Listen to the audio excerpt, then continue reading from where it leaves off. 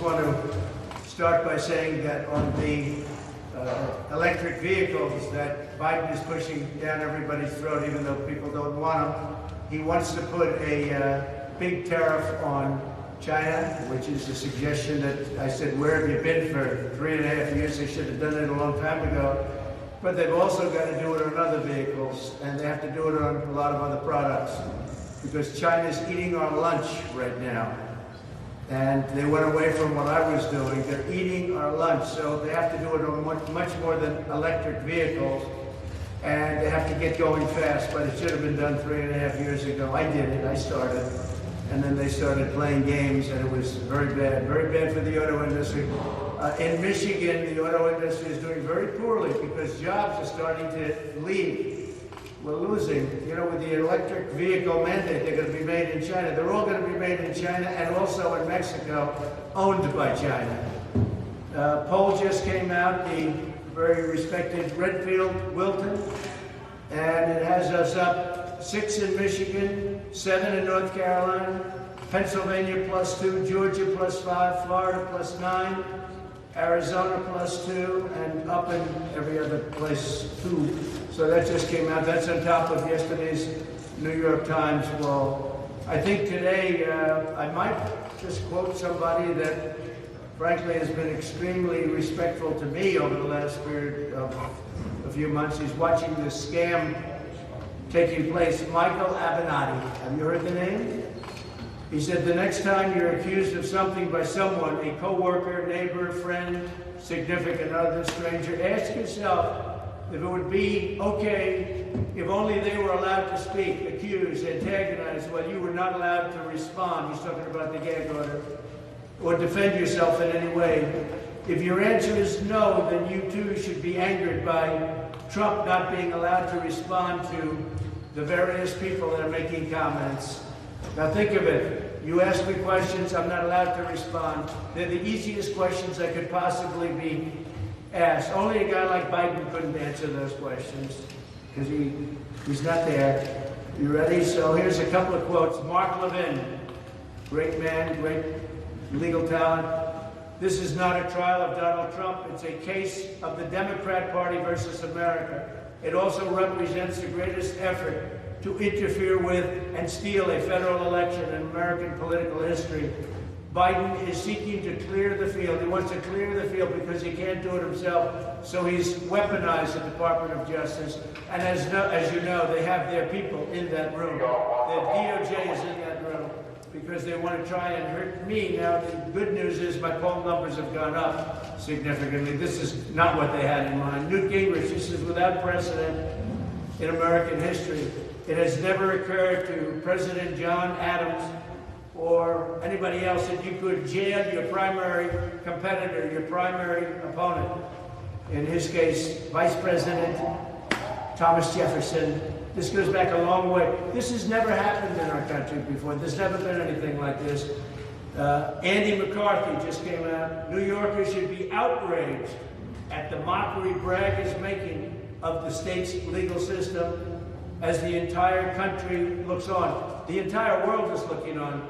There's a very bad thing that's happening in New York. Businesses are leaving New York because of what happened here and what happened with another crooked judge, Engoron. Totally crooked, and he's under investigation right now, as he should be. He's under big investigation, I hear, right now. Jonathan Turley, experts are shrugging, not sure what the crime is being alleged. Prosecutors have not explained why denoting this as a legal expense was wrong. So they say that the bookkeeping error, I paid a lawyer a certain amount of money. We marked it down as legal expense. So I had a legal expense, and I marked it down as a legal expense. I didn't mark it down as construction of a wall, construction of a building. I didn't mark it down as electricity cost. I took a legal expense, and they called it, I didn't do it, a bookkeeper did it. She did it exactly right. Took a legal expense and called it a legal expense. This is their whole case. Are you allowed to call a legal expense a legal expense? I don't know what else you call it, actually. But he brings it up here, the legal expense. It was, you know, what's the problem? I never thought that as an attorney I could see a system like New York's, one of the most sophisticated legal bars in the world, really debase itself so badly. This judge should not be allowed in the case, and he should not allow this case to go forward. Mershon should rule in favor of a directed verdict immediately. There is an insufficient amount of evidence. No crime has been shown. No crime's been committed. There's been no crime. Judge Janine Bureau, she talks here. This is, well, she's very excited here.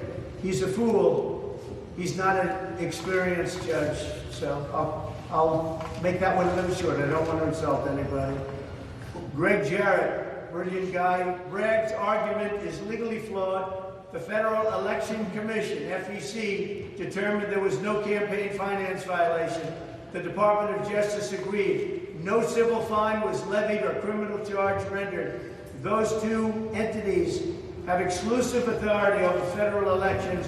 The state has absolutely no authority, and the city, Bragg, has no authority. And Bragg never wanted to bring this case, in all fairness to him. He never wanted to bring this case. Not a local prosecutor such as Alvin Bragg should be involved in this case. And by the way, the judge, as you know, is totally conflicted, and everybody's talking about it. It's an embarrassment to New York. Legal analyst Michael Moore of CNN doesn't think the prosecution has proven its case. Senator John Kennedy, respected gentleman, I will tell you that trial says more about politics than it does about an alleged crime. If you want to hide something from Bragg, you put it in the law book. Bringing in a fellow criminal trial, it hasn't proved to be a felony. There was no crime. Everybody is saying there's no crime. There is but I've been here for almost 4 weeks in an icebox. I call it the icebox, listening to a judge who's totally corrupt and conflicted. Will Scharf, highly respected lawyer. Hush money, it's not a crime. Signing an NDA is not a crime. By the way, Congress, everybody in Congress have NDAs. NDAs are very common. Non-disclosure agreements. They're not a crime. Clayman, CBS Morning News, there's no evidence that this case is about campaign election violations. There's no evidence. But again, we go back to the federal law. The FEC, Federal Election Commission, said there's not a problem, there's no case. And Vivek, who's here right now, so he can speak for himself, he said this is a sham trial. It's politically motivated. It's an assault on the leading candidate for U.S. president. I would expect he would say something good, actually, so I won't go through the rest, but he's here. He's going to talk to you. The Speaker of the House is here. We have Byron Donalds. Corey is here. We have a lot of great people here to talk to you. And they won't let them speak here. I guess they want to make it difficult for them to speak. So for some reason, I can speak here, but I'm the only one that's allowed. The gag order has to come off. So when you ask me a question about the people that we're talking about, I'm not allowed to answer. There's never been anything like this in the history of our country. It's a scam. It's election interference at a level that's never taken place before. And now, if you don't mind, I'm going to go into the icebox and sit for a long time. Thank you very much.